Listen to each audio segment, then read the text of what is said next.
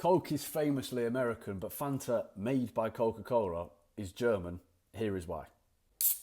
Coke was invented in 1886, but Fanta was a wartime invention in Germany due to Germany being unable to import Coca-Cola syrup during World War II. The head of Coca-Cola Deutschland invented the first Fanta. He used ingredients available to him during war to create something vaguely sweet and fizzy, a bit like Coke, but only vaguely, and to be honest, it doesn't sound great. He used the ingredients available, leftover whey from milk factories and the leftover fruit pulp from nearby fruit factories, but not the orange that we know today in Fanta, mainly apples.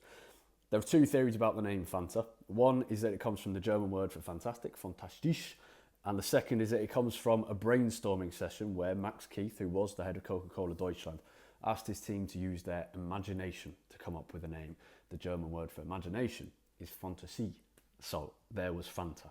Fanta was sold in Germany during the war, but it wasn't drunk very much, partly because of the ingredients. Not particularly nice, but it was used loads. But its use was slightly different. It was to add flavour, but particularly sweetness, to soups and stews, because sugar was rationed at the time.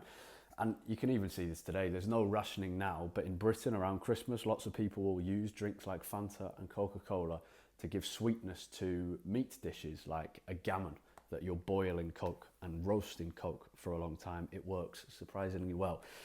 Fanta as a drink died after the war. It carried on for a couple of years but then died. But the name and the brand was re-established later, a few years later, in Naples, this time using their local fruit rather than apples.